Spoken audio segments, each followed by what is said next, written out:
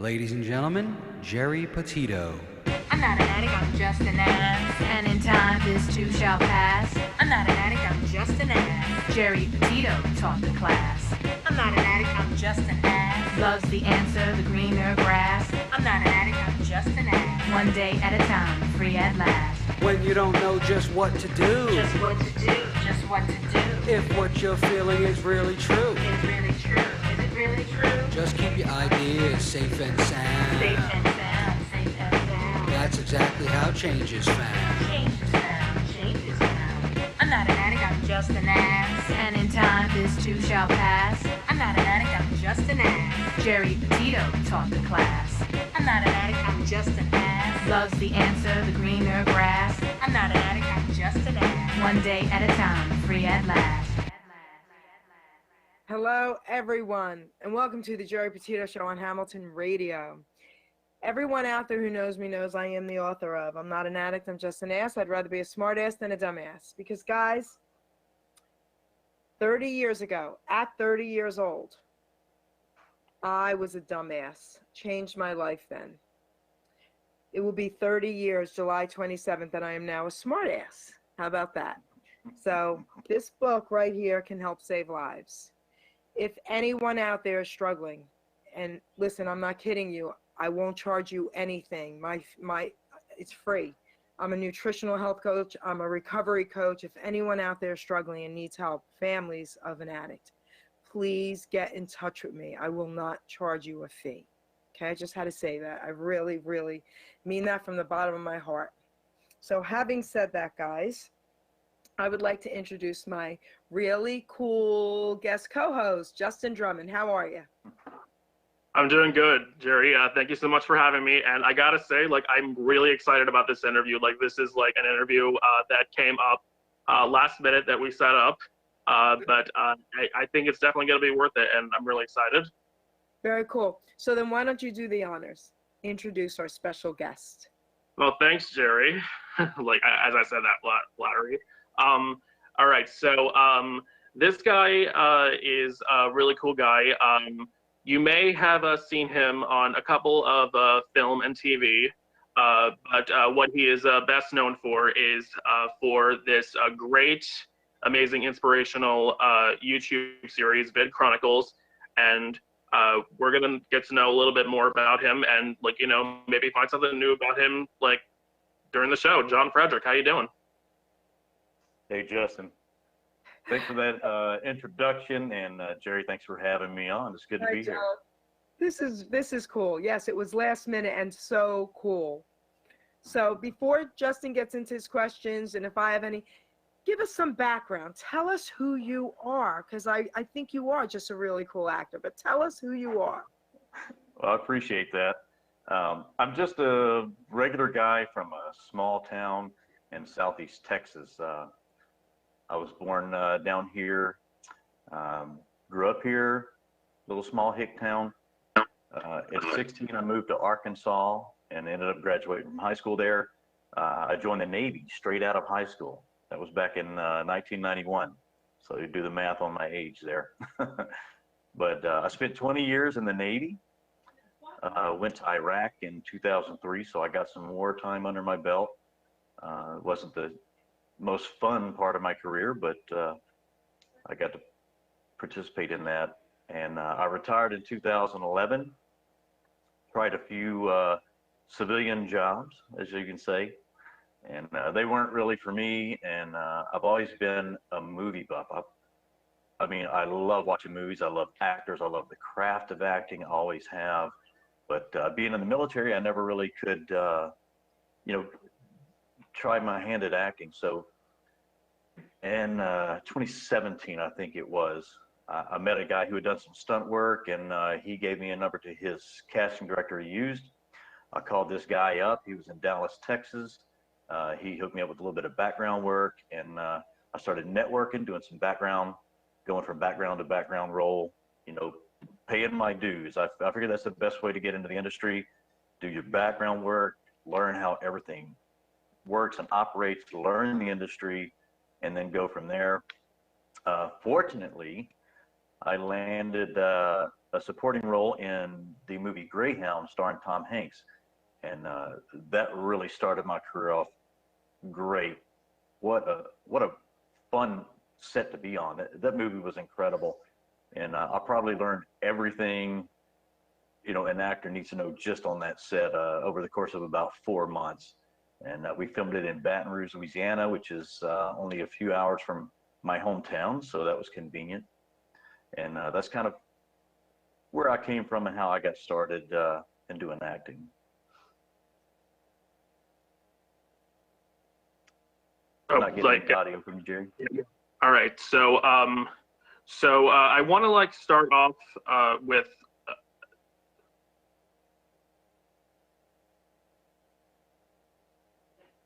No, can't hear you, Jerry. All right, so I guess we'll start off with a little bit of the. I mean, I guess we can start with the beginning. I always really like to start a little bit with the beginning of because every story. I mean, every story always going up.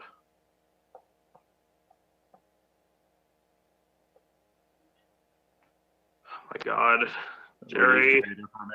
I think she had to back out and reconnect. She lost her audio feed. Yeah, we may have to start over. Oh, you think? Yeah. There she is.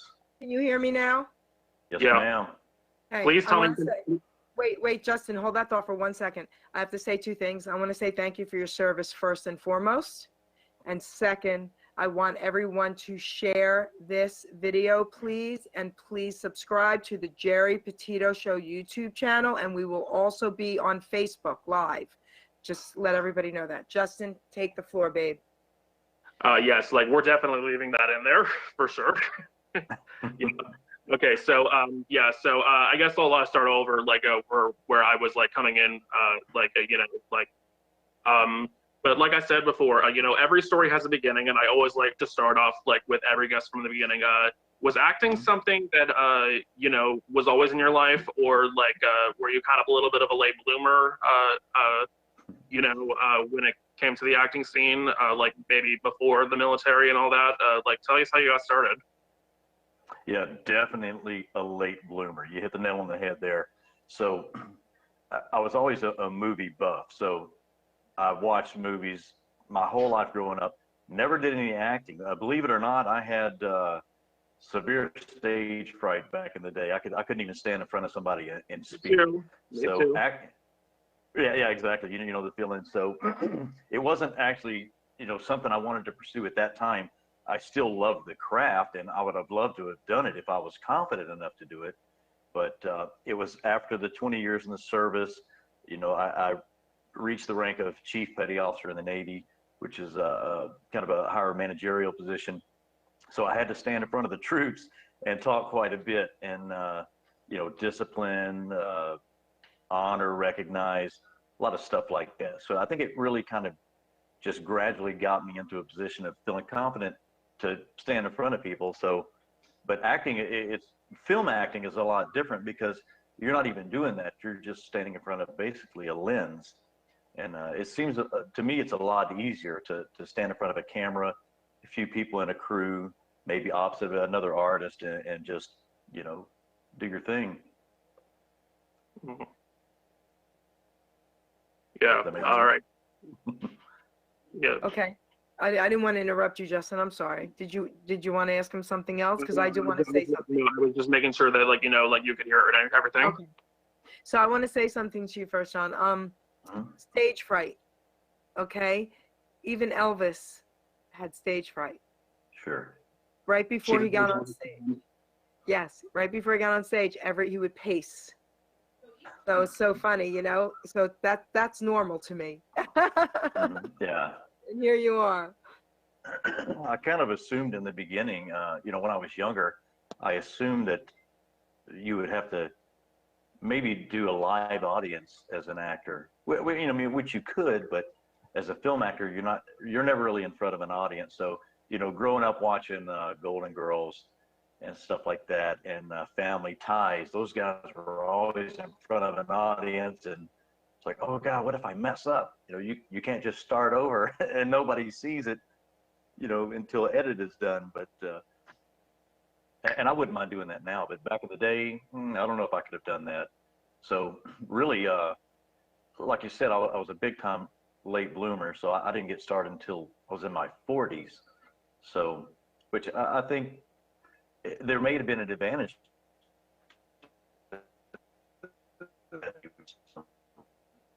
Yeah. Matured in your 40s. We're having some audio issues today, terribly. Okay, so Yeah. 40s, Oh, had a lot of life experience. okay, there you go. You kind of approach things a little different.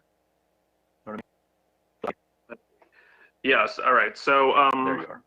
so I mean, like, okay. So I mean, I guess like, you know, I mean, you know, like this was just a hobby at first. I mean, because you were a late bloomer, you know, you just got out of the military. But when like did you really start taking this like, you know, seriously? Like, you know, like when like did that moment hit, like where you were like, you know what, like I'm gonna do this full time no matter what? It was whenever when I first did my first background role. It was in Dallas. It was 4 days. They were wrapping up the end of a movie. It's called The Last Champion. Oh, of course, I'm going to forget the actor's name now. But it had a pretty heavy hitter as the lead. And once I did those 4 days and I got to see the inner workings behind the camera and how it all worked, I was hooked right then. I said, this is me. You know, this is what I want to do. So, and of course, after Greyhound, oh man, Greyhound changed my world. I'm not going to lie. And that's when I knew, hey, I'm gonna be a full-time actor. You know, like, do you have any specific actors that, you know, look up to? Like, you know, like, do you have any favorites? Like, or like maybe like those like maybe that have inspired you to like, you know, start acting? I would probably have to go all the way back to Tom Cruise. So when I was in high school, Top Gun came out, and I watched that movie every night, probably for more than a year. Every single night, I could recite the entire movie, and I was fascinated by every facet of that movie. I thought Tom Cruise was a genius in that movie. He was brilliant. I don't know if anyone else could have done it as well as him, but that was, I think, my first inspiration that really sucked me into the film world was watching his role in that. And of course, there's a gazillion others, way too many just to kind of narrow it down to a single one. But, you know, if I had to, I would say Top Gun was the very first one to inspire me. Now, my favorite actors, I'm probably going to go Gerard Butler, because I get mistaken for him a lot, which it seems weird to me. But a lot, even in Big Chronicles, which we'll talk about, a lot of the comments say, this guy looks like Gerard Butler. So it's hard for me to see it, you know, without looking from the outside. But I get that a lot, that I'm his doppelganger, I guess. So I'm a big fan. Yeah. Now, if somebody wants to hook me up with Gerard to do a film, I'm all in, baby. I was just about to say, like, you definitely look like Gerard Butler. Yeah. Yeah. I mean, like, I'm not really familiar with this content. I mean, like, but I mean, I did remember this one hilarious film that I watched, The Ugly Truth. You ever seen that? 2009. Oh, absolutely.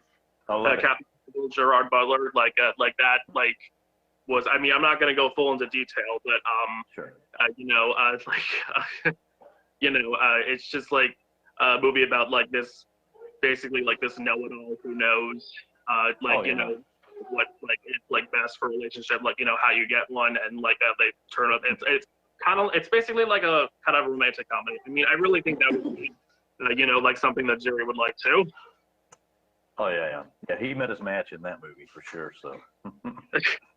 I don't know about that though. I don't know about that. Because I mean, like he did kind of come across as a little bit of a know-it-all. So.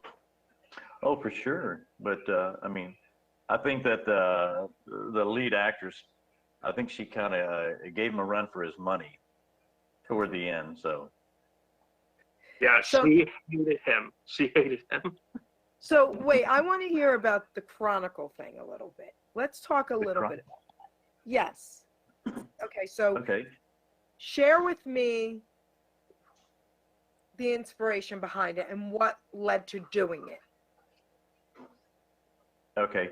Now the owner of that channel, his name is Romario Facey. He came here from Jamaica and moved to LA, and he did some acting and other entertainment in LA before he started this channel. Okay. And he started the channel just to kind of do some short films, and then as he started making these short films, he started getting a lot of a large fan base and people who were commenting, telling him they like it, suggesting that he, start making maybe some content that builds character or teaches some morals. And so he started putting together short films that, taught people moral lessons, different values, things that people take for granted. And I would say that if I had to sum up the purpose of the channel, it's to teach people to be decent human beings and to treat others with respect. I mean, no matter what their personal opinions are, let people live their own lives, treat everybody with dignity and respect. And I think that's powerful. And if you watch a lot of the videos, you'll see that some of them are a little bit out there. They don't seem that realistic, but in the end, they all kind of teach the same lesson, be decent, be kind to people.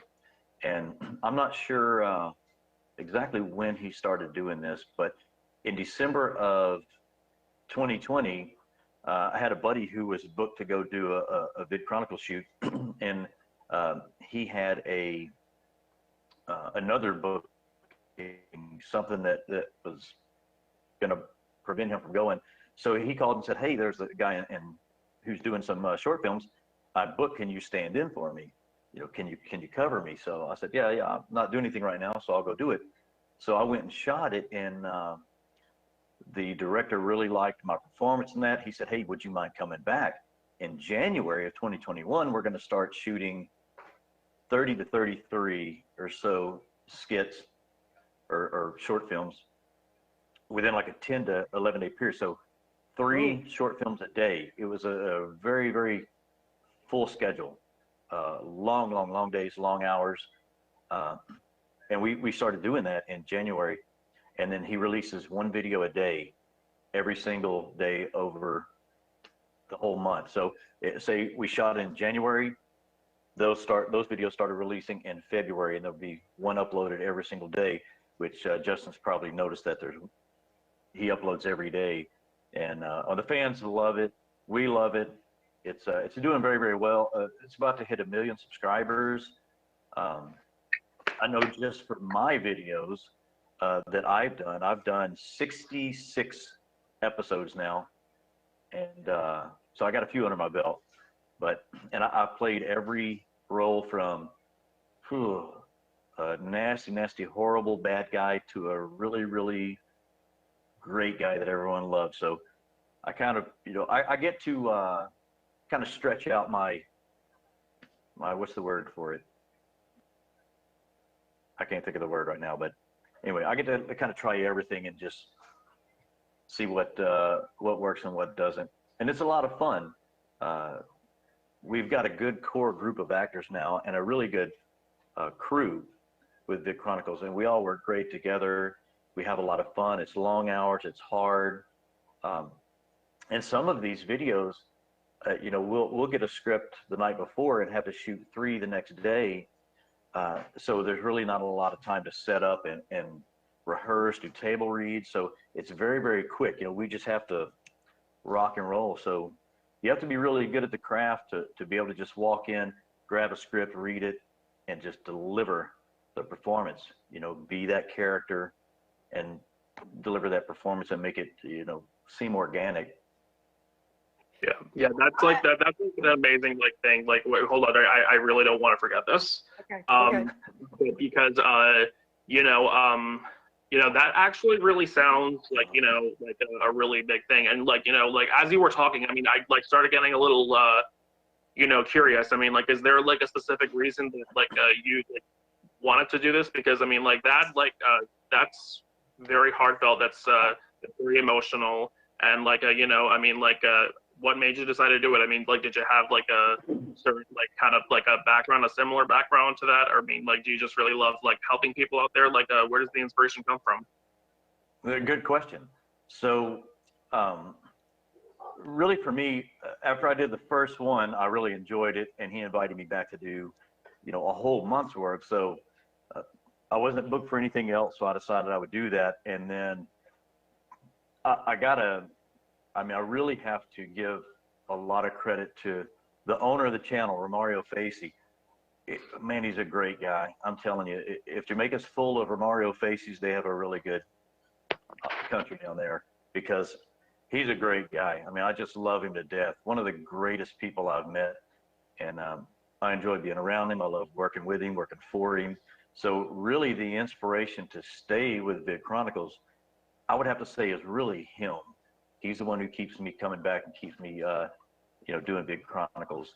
I mean, the content and the purpose of the channel, I mean, obviously that plays into it, but I mean, if it were someone else, you know, directing or producing this, I may not be so inclined to stay and do more of that. But it really, Romario is the man. He's the concrete that holds this thing together.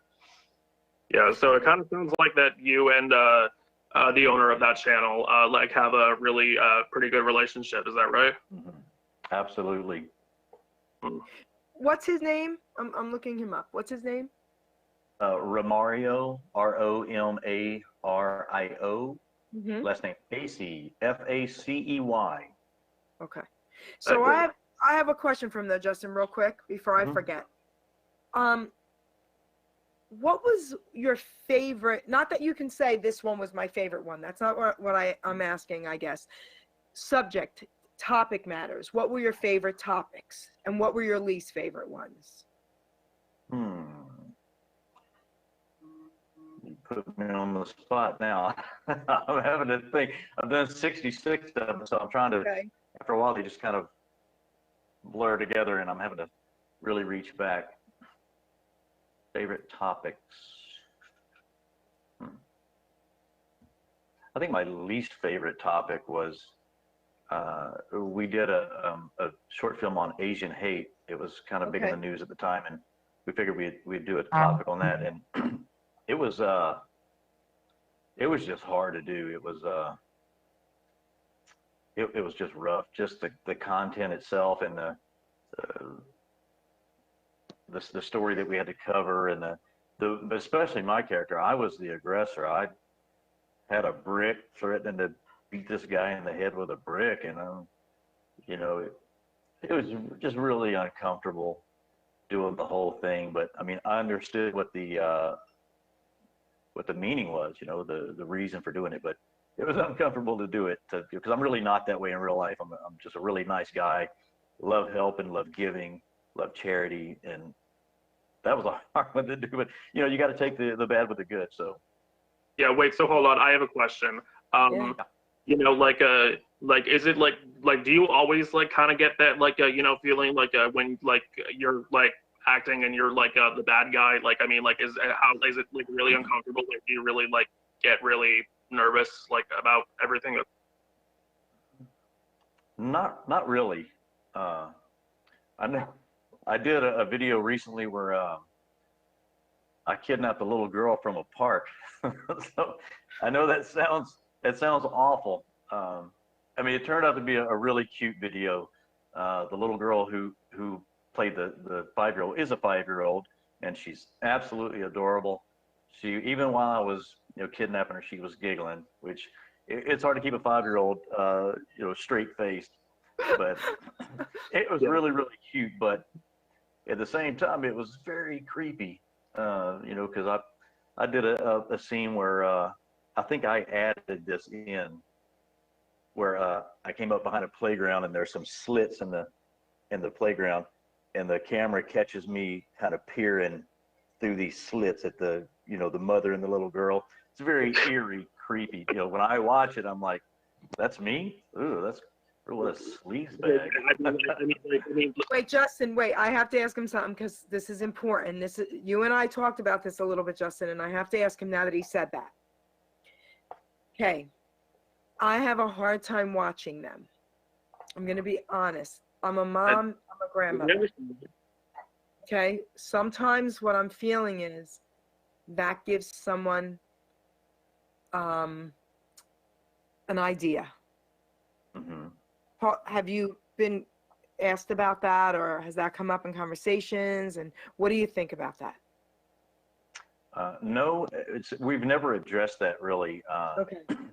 As far as I know, no one's ever taken something we've done in one of these films and like made it real or tried to copy it or anything. Not saying that it couldn't happen, but as far as I know, it hasn't happened. Okay.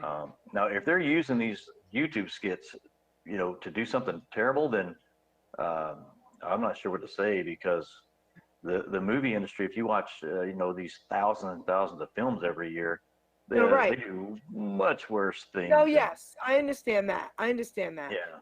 But when I was watching some of them, like when they first started coming out, I was like, oh no, I don't want to see that happen, and like, yeah. But you're right. The movies, I mean, look what's out there in the industry. You're right. Yeah. Yeah. They have these positive endings. Yes, and it's really a shame that people are watching it, because I mean, but the truth is, I mean, this is what's really happening in the world, and we really need to make this world a better place. And I really love what you said at the end of every video, always let love lead the way. Mm-hmm. That is the most amazing way to end a video. And I definitely do not look at you as the horrible bad guy. I know, because I know the difference between real life and an actor, and and I think everyone does. But I said this before, and I will say it again. This is the truth that we're living in. Okay, we really don't want people to believe that this world is perfect, and that these things are not happening in this world, because they are, whether it would be racism, homophobia, mental illness, disability, no matter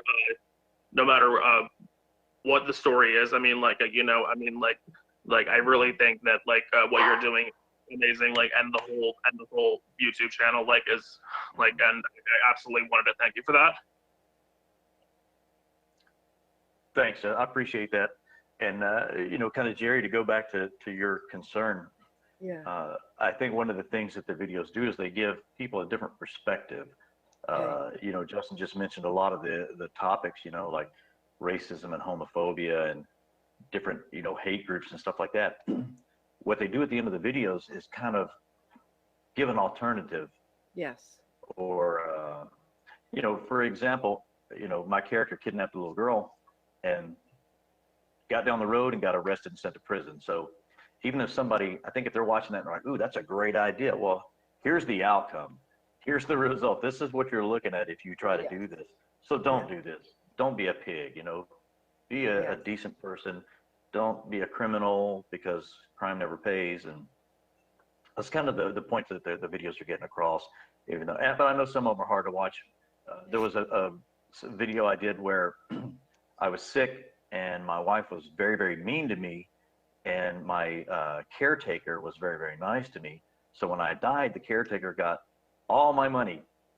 But in the film, I died, and they show me laying there dead pretty much. And my wife was very upset over that. She didn't like seeing me die in a movie. And a lot of my family was the same way. Oh, we don't like seeing you die. Oh no. Okay, so that's right, exactly. Yes, and I was just about to say, because I really want to bring this up too. I'm only 23 years old. I mean, I am a lot younger than most of you guys, but I feel like I am a little mature for my age, and I gotta say, I really think it's because of this videos. I mean, I have been struggling with mental illness. I deal with homophobia all the time. I deal with like, people like thinking that I misunderstood, like just because I have like a high functioning autism, and people, I know I get like a lot of feedback, from other people saying like, hey, you really shouldn't do this. I mean, if you're not really good with socializing and you're not really good with talking to people, then like, maybe you really shouldn't do this. I mean, when I was starting like at an all like just a radio station with music, and I'm sorry. I always like I never really had the courage to be in the spotlight and actually do the interviews. But it actually wasn't until that I met Geri, who I remember actually getting her my first guest that we ever did together, and she immediately said, "You're doing the interviews with me," and I was like, "What?" Like I can't do this. I have absolutely no experience with this, and I'm not even a good talker. I mean, I barely can even look someone in the eye when they're talking to me. But the response I'm getting overall over the past year that I've been doing these interviews with Geri is it's just so great, and people not all people are bad guys, and there's people, there's a lot of people out there that this world has changed a lot, and I can definitely say all that is definitely bringing me here today. John, thank you for that, Justin, because you just made me see what John does in a little bit of a better light, in a different light. I never looked at what John did as bad, or I wouldn't be having him on my show. But it always made me nervous watching them, But now I'm going to look at them in a different light, Justin, because I'm seeing it from your perspective. So I appreciate what you just said. Thank you. Yes. Yeah, also, if you were to read a lot of the comments after watching the video, there are actually fans out there who are writing comments telling how the channel has changed their life, or they thought one way, now they think another way. They haven't spoke to their sister in 5 years because of some feud. Now they want to go reach out to them because now they realize life is precious, life is short, too short to hold grudges and stuff like that. So there's a really positive reaction or result after some of these videos. I saw a video yesterday, a little short video. You might, and Justin, you probably know it, and you may have seen it as well, John. And it's in a school. It was in a high school, and apparently this Asian young man, every time he would sit down at his desk, the desks were in a circle. He would sit down and put his books on the desk next to him. So whoever's desk that was, it was this guy, and he would put his books on. And when the guy would walk in with his friend, he would move the books. The friend made fun of him and said, "Why does he keep putting his books on your desk? Why does he have to keep doing that?" And put it out there on, whatever, Twitter or whatever, making fun of him. And the guy whose books it was said, "He's annoying, but why do you have to make fun of him?"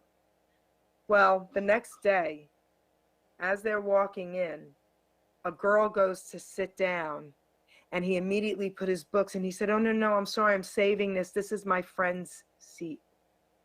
And he heard that. And he didn't realize he was saving it because he wanted him to be his friend. Oh, wow. And it was, I'm crying. I was crying because he saw the thing and got hurt and moved his books away, and then he made up to him. And he walked in, and he had his books on his desk. And when he walked in, he said, "I saved your seat for you. I want to be your friend." He said that to the Asian guy. So I'm crying like an idiot with that one. No, I don't blame you. I get it. Yeah, totally. All right, so yes, and I was and I really just want to talk about a little bit of my personal favorite you know, I mean, like I said before, I have a high functioning autism.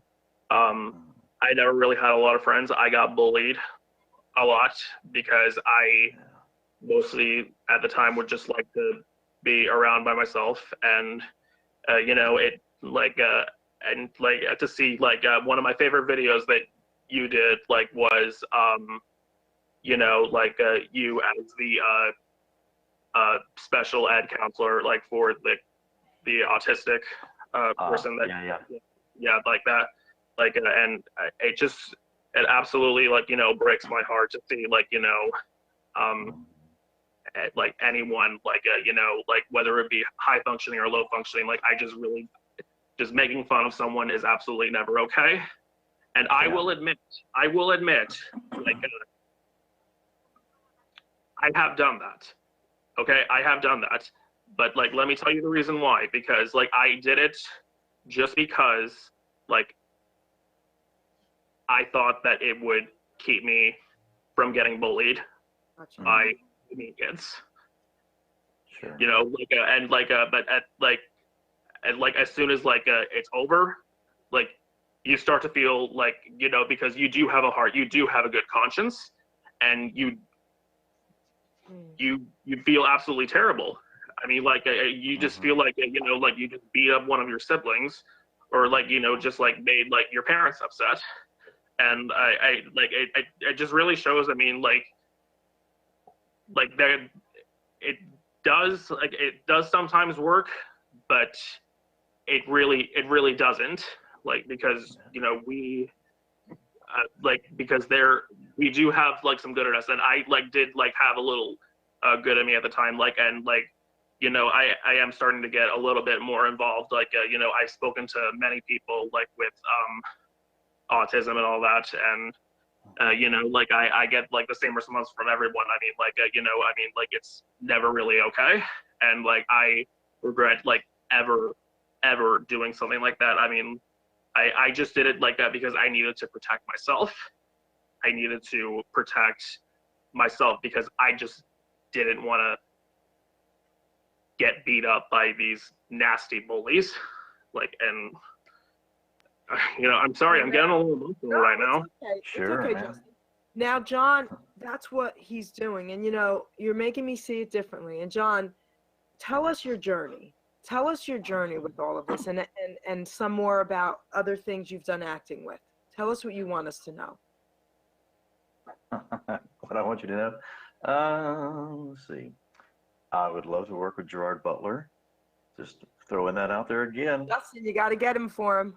Go ahead. Someone in the listening right now, in the ether. John Frederick, like he's calling you out. John Frederick is calling you out. There it is, man. If someone out there in the ether can make that happen, let's do it. Oh, you know, I brought a few trinkets I was going to show you. Some stuff. So after I did Greyhound, Tom Hanks, by the way, we get to call him Tom. He actually gave us a few things, and I thought it was really cool that he gave these to the crew. So one of the things was this, I don't know what you would call this, like a leather pouch type thingy. Yeah, I don't know if you can see, it says Greyhound right there. Yeah, kind of leather. Yeah, so it's etched with Greyhound, which is, you know, they put a lot of thought into this to actually give this to the crew. It's got a letterhead type thing with Greyhound on it. So anyway, I thought that was pretty cool. Little trinket, cool. Little gift that he gave us. Another cool thing was, and my military folks will know the significance of we call them the challenge coin. So there's a little coin that he gave us, and it has Greyhound there at the top, and USS Keeling, which was the fictional ship from the movie. And and here's another something that has a backstory. You see my shirt says USS Keeling, and it's got the silhouette of the ship on it. So a lot of the military guys, especially Navy, will get these shirts, and a lot of the ship stores sell them that'll have our ship on it. So going into this film, I said, you know what, I'm going to have a shirt made with that ship on it. You know, it'll kind of make me feel like I'm part of that crew. kind of get me in the mindset of the movie going in. And I guess nobody else thought of that or wanted to do it, but it helps me. So the first day we got on set and we started doing rehearsals, we're standing on the bridge wing of the ship, and the director's talking, and we're doing things, and Tom's standing there. He looks over and he does a double take, and he sees my shirt, and he says, "Hey!" He just stops everyone. The director and everyone says, "Hey, what is this over here? Where did you get that shirt? You know, are we doing this already?" Thinking that they're already doing merchandise, and we haven't even started filming the movie yet. It's kind of what his thought was. So he asked me, and I told him I had it made, back home. And then, little time went on, and later that day, he's sitting over in his chair with he has a security guard who just kind of tells him everywhere he goes on set. They're sitting there together, and I brought one of the actors up to meet him, and they were afraid to approach him, but we went up and talked to him. And again, he asked me, "So where'd you get this shirt?" I said, "Well, I have a company back home who made it for me." I said, I kind of wanted to get into the ambiance of the set and the movie, and this is, kind of helped me out. And I said, "Why, you want one?" He said, "Hell yeah, I want one." And so I had to go, and he has to have a special type of shirt, so I had to go out and get the special shirt. Anyway, we had one made for him, and my wife drove it out there to Baton Rouge where we were, and he gave me permission to bring her in to the soundstage, and so she got to come deliver the shirt to him and meet him, which she could barely even speak. He's a massive superstar. So, and it was a little bit different for me. I'd been working with him for a few days, so the kind of Just a little different. So the first day I was like, Tom Hanks, oh my God, But after this, you get a little comfortable with him, and he is incredible on set. He makes you extremely comfortable. This guy, like you see him in the movies, what you think of his character, that's how he is in real life, at least in my experience. So in between takes, he's cracking jokes. Really, really funny guy. He had us cracking up the whole time. But he's a down to earth guy. He doesn't try to stay up here in this super actor stratosphere. He comes right down here, on the same level with the rest of us, lower actors, and just hangs out and makes us feel good on set. And then, of course, he gives us all this stuff, something else really cool. So the movie Greyhound was based on this book called The Good Shepherd by C.S. Forrester. Okay, and, yeah. So I had the idea. I said, Tom Hanks wrote the screenplay for the movie, and he adapted it from this book. So I said, I'm going to see if I could find an original print of this book and see if I can get Tom to sign it. So I went on eBay and I found this book. It was $250. And yeah, it was written in 1955. And in the top here, it says Easter 1955. I don't know if you can see that, but so I knew it was an original print, but the really cool thing about it, and the reason it cost so much, is it was signed by C.S. Forrester, the author. Now that's cool. Okay, yes. Oh my God. It was signed by C.S. Forrester, and yeah, I freaked out too. And then I gave it to him, and Tom Hanks signed it, and John Frederick, April 28th. That's so cool. So I've got a book double signed by C.S. Forrester and Tom Hanks. I'm jealous. Screenplay adapter. Oh yeah. So this goes in my safe. Needless to say. Yeah, I can honestly say that, I can honestly speak for you. I mean, meeting Tom Hanks, probably was. Wait, did you meet Tom Hanks or What? Did I meet Tom Hanks? No, I was just wondering, if he said, did you meet Tom Hanks, or did he sign it right there? So I met Tom Hanks the first day he got on set. They were on set together. I talked to him almost daily because I was in the movie with him. I acted with him, every day. And also, something else that here's some Greyhound trivia for you. Before and after I did my supporting role in the movie, I was also on a team of advisors, military advisors. So because I'm retired Navy. Oh. Okay, well, let me digress a little bit. Yes. So I went out before we even started anything, I went out and met the director, the first AD, the director of photography, a couple of other guys. We went and met on the USS Kidd in Baton Rouge, Louisiana. It's the same type of ship as the ship in the movie, but it's a museum, so you can actually go tour it. But I think it's the probably the most authentic ship of its kind in the world today that still has like a lot of the original equipment and stuff. But we met there, and I did a stand-in for Tom a little bit, so they would put me in positions that Tom Hanks was going to be on the bridge while they try to establish a shot to see what would work. But other than that, we over 4 days we read the entire script of the movie, and the director would look to me for accuracy. You know, so he would read a scene and say, "That sounds kind of weird. Would they do that in real life?" And I would say, "Oh, absolutely not, sir. That must be something that C.S. Forster came up with, because that's not accurate." Okay, well, what would they really do? Then I would tell him what the Navy would really do, and he would, you know, line out and rewrite. So I actually got a few line outs and rewrites of the script based on stuff that I told the director, and also Navy terminology. As we're going through, the director and everyone on the crew has no idea what all this stuff means. Do you know what a scuttlebutt is, Justin? Wait, what? Say that again. Do you know what a scuttlebutt is in naval terms? Scuttlebutt, like Scuttlebutt, yeah. I know it sounds funny. I mean, it sounds hilarious, like, but no, I have not.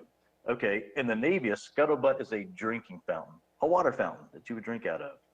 You know, why is it called scuttlebutt? Who knows? But you know, if you were reading a script and somebody said, "Hey, go to the scuttlebutt," you would have no idea what they're talking about. So it was things like that, you know, bulkhead.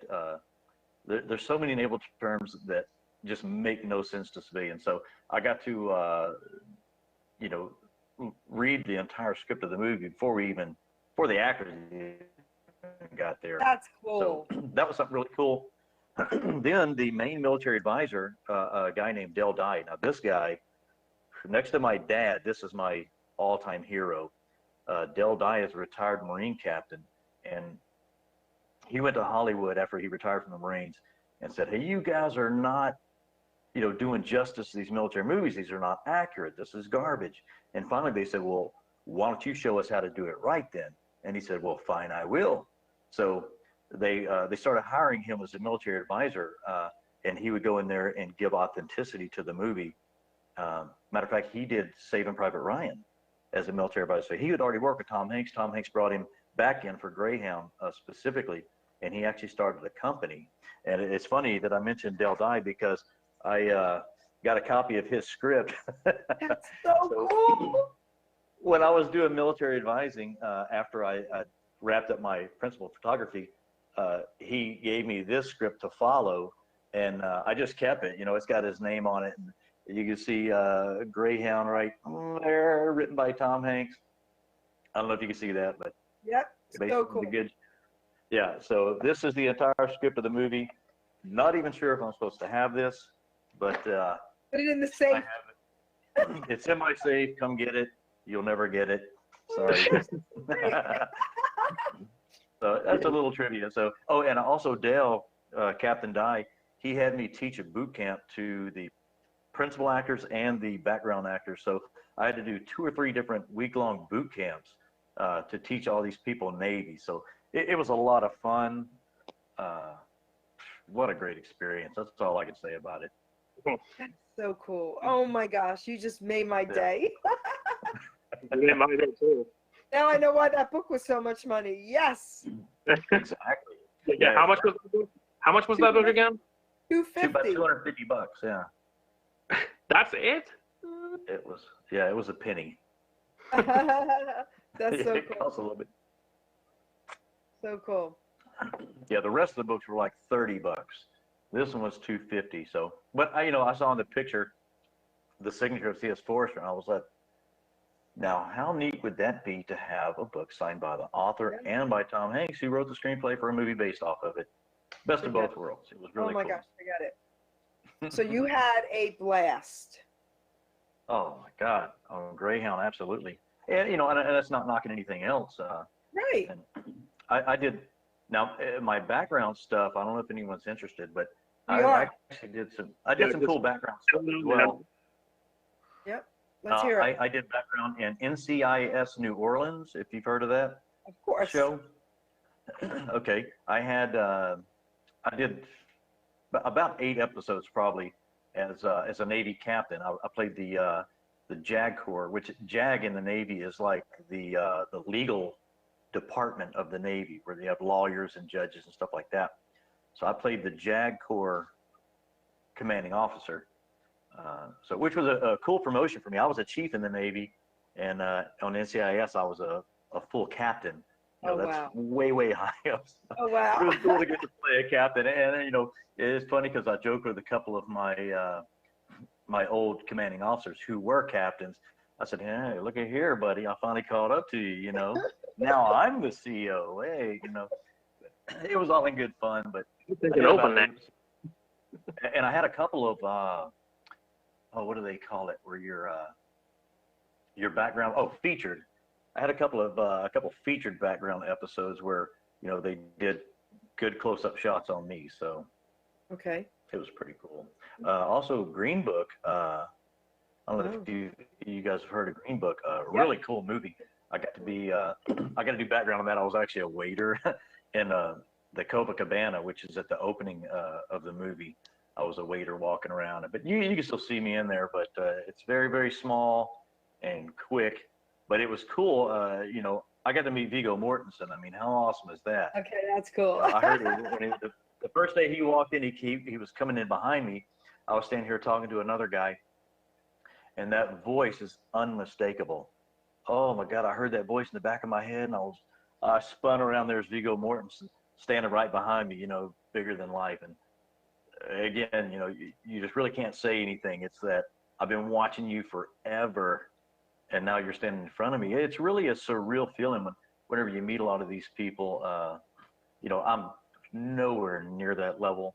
Maybe one of these days when I'm 80 or 90, who knows? But it is really cool when you meet these people. NCIS New Orleans, Scott Bakula. You know, I used to watch him on Quantum Leap back in the day. You know, I love that show. And now here I am sitting here, you know, eating a bowl of blueberries with him in the break room. It's really weird when you get to do this stuff with these guys.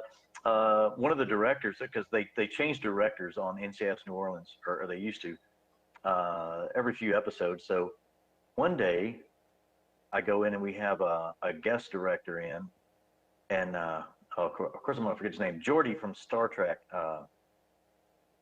Anybody remember his name? LeVar Burton. Okay. Yeah, I never Star Trek like that. I mean, Jerry might be able to know. No Trekkie. So Star Trek: The Next Generation, which starred Patrick Stewart as Captain Jean-Luc Picard. The chief engineer was a guy named Geordi LaForge. He had a visor on his face because he couldn't see. He had some sort of eye issue. Anyway, he came in to direct, and you know, they said, "Hey, man, you know, Geordi LaForge is over there. Get out of here!" You know, I was a big fan of, you know, that show. So, and then of course I got to take pictures with all these guys to, you know, keep those memories forever. Really cool. I was in a background scene in The Dirt. It's a Motley Crue biopic. I don't know if you guys remember when that came out. I was in the Dirt. So the scene I was in, the main actor, and I of course I can't remember his name, but he was in that movie with Mila Kunis, where she became the owner of Earth or whatever. Jupiter Ascending. Have you guys seen that? Okay. Not me, maybe Justin, not me. I mean, if you're a sci-fi fan, it was really good movie. Okay. It's super sci-fi and all CGI. I never really watched a lot of sci-fi. I mean, like the only movies I have seen are like a couple action. I mean, but like my two of my best genres are definitely comedy and horror. I know, I absolutely am a huge horror fan. Jerry cannot do horror films, absolutely not. You know, horror comedy. Him too. Oh no. Hey, once I saw The Grudge, I was done with horror. That movie jacked me up. Can't watch them anymore. Now I can still watch the old school, you know, Freddy Krueger and Jason. Those just make me laugh. But something about The Grudge, man. This like it. woman came out of the freaking corner of the wall with her hair. Nope. And then her hand came out of the back of Sarah Michelle Gellar's head. It's good to do it. Let me ask you something. Do you have like a bucket list of who you would like to work with other than, I mean, like a bunch of them? Well, Gerard Butler, you Right, probably already know. We know Dara, that. we'll cover that. Got to add one more plug in for that. Just another plug. Okay, there you go. I'm trying to think, who would I like to work with? God, Robert Downey Jr. I'd like to do some sort of I'd like to do any Avengers franchise film. I would love to be a part of. I'm blown away by that entire franchise. It's amazing. Very cool. Because I was just about to say, you actually look a little bit like Robert Downey Jr. as well. Never heard that before. But I mean, like I just like was looking just like a little bit of everything. I mean, it is a little gray. It is a little gray, but I mean, like close enough. I do have some grays coming in, don't I? Yeah, I mean, I'm sorry. That was not an old joke. I'm over the old jokes, man. It's funny because in Big Chronicles, whenever I'm in a film, I'll read all the comments and I interact with the fans. So, if they say something or write something to me, I always reply. And they usually end up going to follow me on Instagram, and we end up talking, like Justin.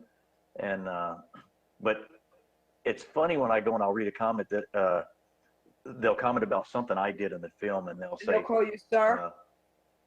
No, they'll say that gray-haired actor did good in that part, or the old actor in that scene did something. I'm like, when did I become the old guy? I'm 60, okay? I don't consider you old, okay? Okay, don't. Ancient. Oh, that really old. Apparently, there are some fans who consider me old. Some 15-year-olds maybe. Yeah, I'm old to somebody out there. Because I do have the grays to show it. Yeah, and this might be a little. Yeah, this might be a little weird too. But I mean, like I'm still young, like, but for some reason, like I want to be old, and okay, and hold on, like, I just feel like I kind of like I'm a little bit more mature, like for my age, and like I just have a little bit of an old soul, and I really like stuff back in the day, and like people that like I know around like that I went to like high school with. I mean, like they were not mature at all. I mean, like there's like a lot of people like thinking like they would rather go out to a party or something, or like do drugs or alcohol, like I mean I don't do that. I mean, I was very fortunate enough that I was raised with a really good family, and I can honestly say like that like my family is like the best thing like in my life right now. Good for you, Justin. Amen to that. Yeah, I can tell you, Justin, I love my life exponentially more at 48 than I did at 28, mid-20s. Me too. I like who I am a lot more now than I did then. Would I like my 25-year-old, body and physical shape? Sure. There you go. But as far as mentality and just the things that I know and do and how I act now, 40s are way better. There you go. Yeah. But I mean, like for 48, I mean, like you look absolutely amazing. Why, thank you. He's a kid to me. My daughter's 40. Okay, you're talking like oh he's God. old. I mean, I'm just saying the guy, like he looks amazing. He looks. He does look amazing. He's 48. He's very well done. That's so funny. Okay, remember he's 20 something. We'll talk about Okay. Yeah. It's just like enough of that. Enough of that. Funny. To put my age into perspective for you, Justin, I have 5 kids. My youngest is 23. So there you go. Okay. Okay. All right. That's pretty cool. All right, there you go. So, what do you want your fans to know about you? What do you want to say to encourage your fans today? Oh, wow. Watch my films and my YouTube performances. subscribe to Vid Chronicles. We're almost at 1 million, guys. So get on there, subscribe, share it with your friends, your family. Let everybody subscribe. I mean, I can't express how much it means to me and to the owner, Romario, to the whole cast and crew of Vid Chronicles when people subscribe and they like and they comment and they share. I mean, we don't take that lightly. It's not like it's just kind of goes off into the abyss and nobody notices. We notice all of it, and it means a lot to us. So please continue to do that for us and help us grow this channel, because the more the channel grows, the more equipment we can get, the more actor training we can do, the better cameras we can get, and the creativity and the writing, everything's just going to keep getting better and better. So as the channel grows, as Romario makes more money, he can, spend more money and invest. Let me tell you how awesome Romario is. Okay. When he first, because the YouTube channel gets monetized after a certain period of time, and you start making a little bit of money for all your efforts. After he made his first little bit of money, he did a giveaway where he randomly drew a fan from the comments, and he gave away $10,000. And then he did a video where, he flew to Chicago because a lady in Chicago won the money. He flew to Chicago and he did a whole, video of him presenting the money to her and all that. I mean, who does that? That's beautiful. I mean, you talk about giving back. Wow. I mean, $10,000. Good Lord. That's beautiful. So, I know. Yeah. I commented all the time to see if I could get in the running, but it turns out if you work for Vid Chronicles, you can't win. That's so funny. Yeah, and once you get to 1 million subscribers, you get the Gold Creator Award. Like how awesome would that be? Exactly. Oh yeah, it's gonna be. And when we hit 1 million, we're gonna have a party. Now I'm not a big party type of guy, but I'm gonna attend this one for sure. Okay, yeah, so I really want to issue a challenge right now. Okay, seriously, I really think that we can get you to 1 million subscribers by the end of this year. By the end of this year. So for everyone out there watching, at the end of this month. Let's do the end of July. You want to do that? Too complicated? Challenge accepted, folks. Jerry, what do you think? Give it a shot. Listen, I'm in. Yeah, seriously, it's about 940,000 now, so it's possible. Okay. It's possible. All right. And Geri Petito is going to make it happen. We're going to do it. Yeah. Come on, you got it. Seriously, this guy is amazing. In fact, the whole team is amazing. They're giving back. They're giving hope. They're always let love lead the way. Always.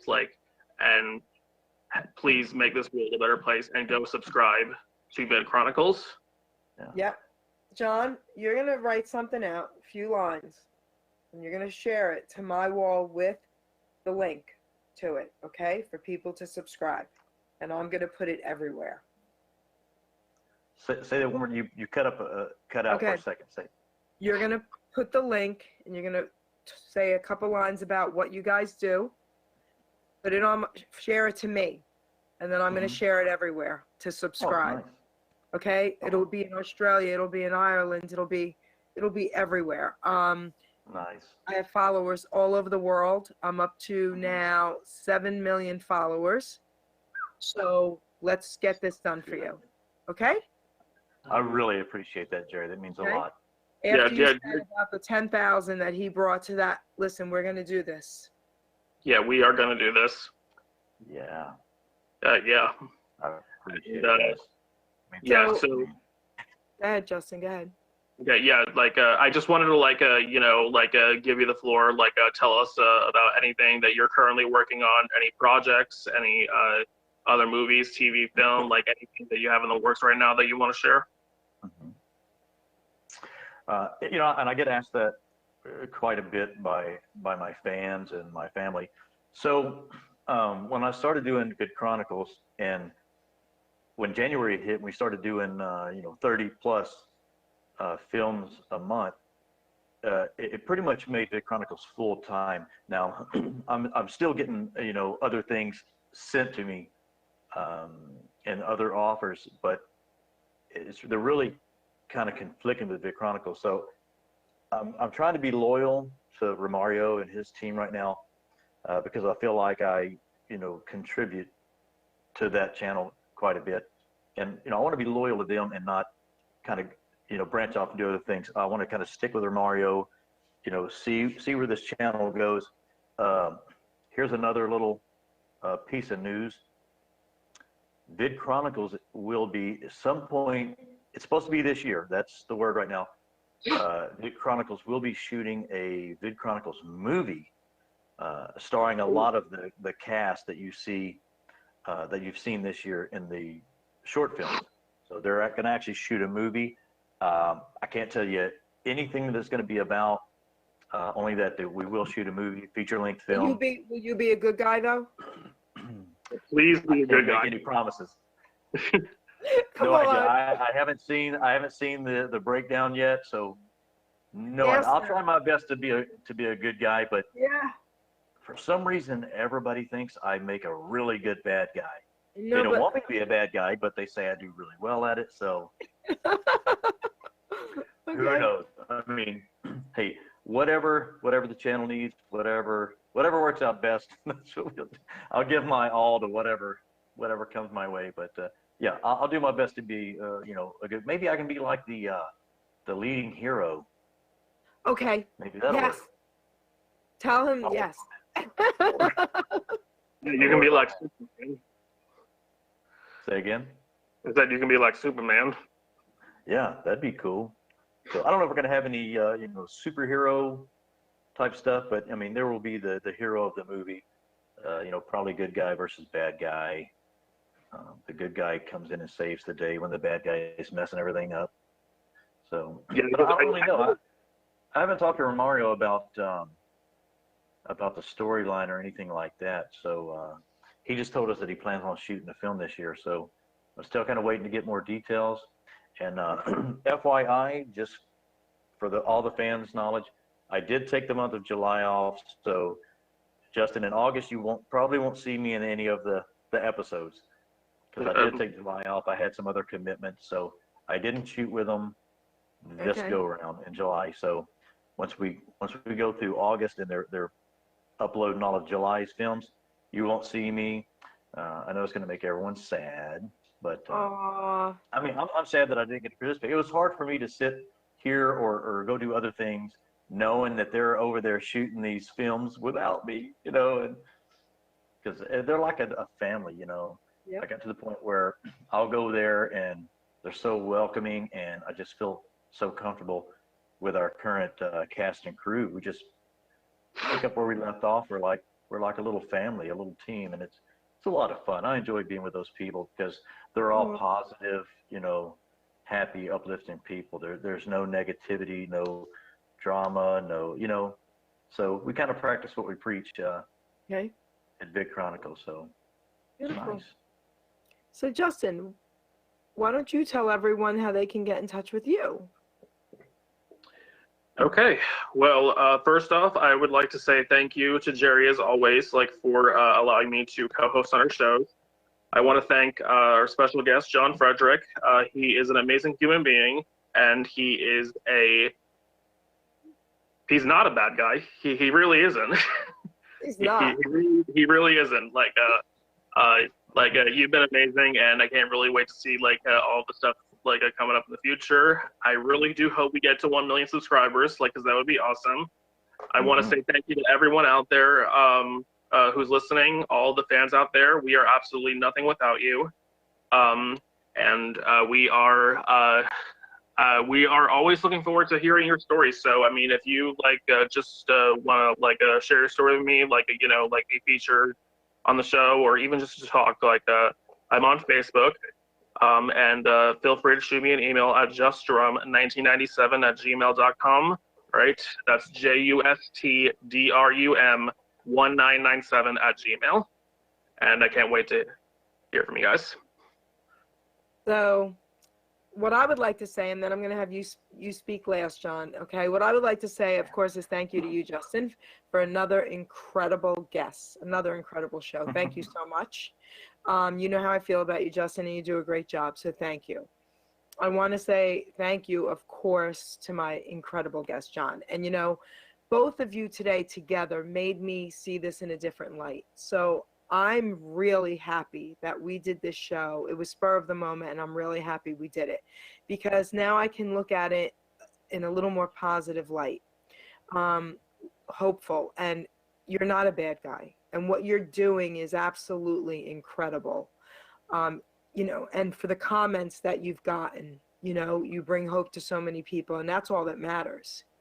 Like, that's it to me. You know what I mean? If you can give back and, you know, you're sharing your gift that God gives you, and here you are helping all these people. I mean, that's what it's about.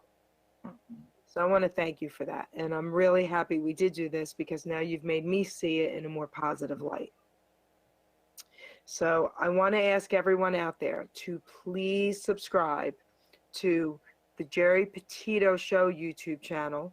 I have a new website now, www.geripetito.com. It's amazing. Check it out. Again, if anyone out there is struggling with addiction or health issues, please reach out to me. My services to you are free. Having said that, John, we're going to have you say whatever it is you'd like to close with. Again, tell them how to subscribe. We're going to get this done for you.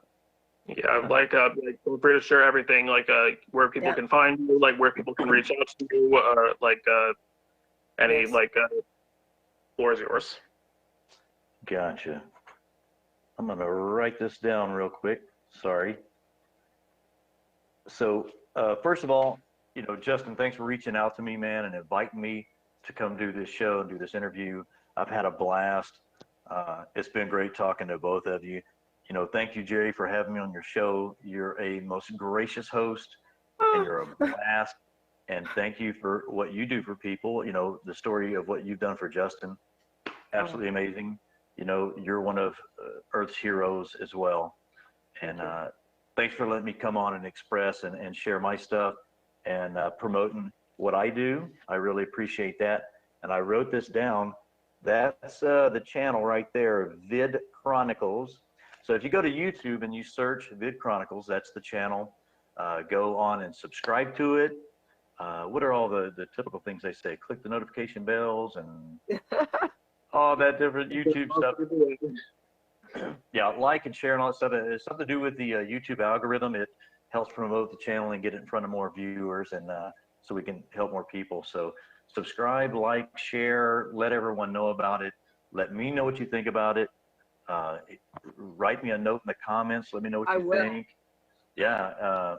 My Instagram is John Roy Jr. 21, JOHNROYJR21.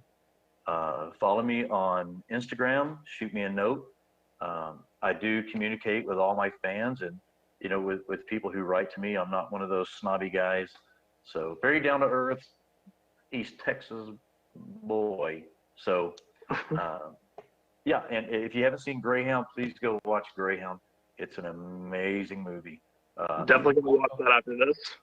Let me tell you what, Greyhound, let me tell you about it starts off and the action is almost immediate and it never ends, the whole movie. I was on the edge of my seat watching this movie and I was in the movie. So that tells you how exciting it is. So, but yeah, I'm going to be back with doing more films with Vid Chronicles next month in August. So you'll see me back on there very soon. Hopefully we'll get the movie going soon. But anyway, stay tuned to Vid Chronicles for more cool stuff to come. It's been a blast, guys. I'm glad we did this. Thank you so much. Amazing. Ruben, really good to have you. Baby. We want to thank you too, Ruben, with Hamilton Radio. What a great show today. Hey, thanks, guys. And John, I want to say thank you for your service. I have military family myself, and I want to say thank you very much for your service. Thank you, guys. Absolutely. Absolutely. Yes. Ladies and gentlemen, Geri Petito. I'm not an addict, I'm just an ass. And in time, this too shall pass. I'm not an addict, I'm just an ass. Geri Petito taught the class. I'm not an addict, I'm just an ass. Loves the answer, the greener grass. I'm not an addict, I'm just an ass. One day at a time, free at last. When you don't know just what to do, just what to do, just what to do. If what you're feeling is really true, is really true, is it really true? Just keep your ideas safe and sound. Safe and sound, safe and sound. That's exactly how change is found. Change is found, change is found. I'm not an addict, I'm just an ass. And in time this too shall pass. I'm not an addict, I'm just an ass. Geri Petito taught the class. I'm not an addict, I'm just an ass. Loves the answer, the greener grass. I'm not an addict, I'm just an ass. One day at a time, free at last.